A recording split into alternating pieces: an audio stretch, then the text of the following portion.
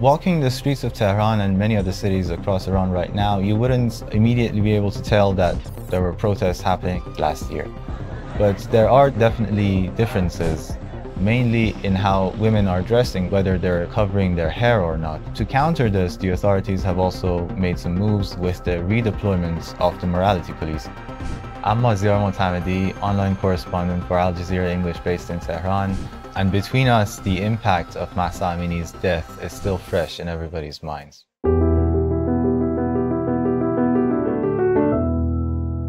It's now been a year since Mahse Amini has died. She was a young woman who came to Tehran, the capital, with her family. She was stopped by the morality police. She was arrested, taken to a re-education center, but a few hours later, she collapsed when she was in that center. She was taken to a hospital, and within 3 days, she had passed away.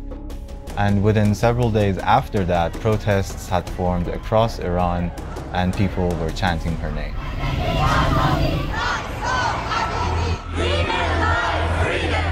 I was surprised by just how much international attention this issue got.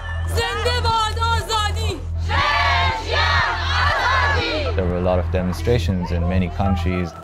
A lot of international players and figures and celebrities, civilians got involved. It was especially surprising for me personally to see some Western leaders, for instance, French President Macron, calling these protests a revolution. And that was something that especially drew the ire of Iranian officials who condemned this sort of rhetoric. Growing up in Tehran, the rules on enforcing hijab and on women have been largely consistent, but there have been gradual shifts over decades. We had different forms of patrols in the streets that were being run by different organizations, and over time they all merged into one force, that is the morality police. For the past few years and up until last year, their operations were more or less consistent. You would see their vans from time to time in city streets or city squares. But since last year, everything's changed. A lot of women, especially in Tehran, in the streets, in cafes, in cinemas, everywhere, are choosing to forego their headscarves. Some of these women have them around their necks, so maybe they can quickly put them back up if a police officer or somebody warns them, but some people are not even carrying them anymore. For months, the morality police were no longer very visible in the streets of Tehran and other cities, but right now, it's been over a month that they've been back enforcing their rules, but in a less confrontational way. The authorities are also focusing on a cultural aspect, so you'll see a lot of banners in Tehran and everywhere encouraging people to have their hijabs on properly and comply with the rules. There have definitely been changes, but the main rules that enforce a mandatory hijab in Iran have not changed. As part of its response to the developments in the past few months, the government and the judiciary and the parliament have been discussing a new hijab law.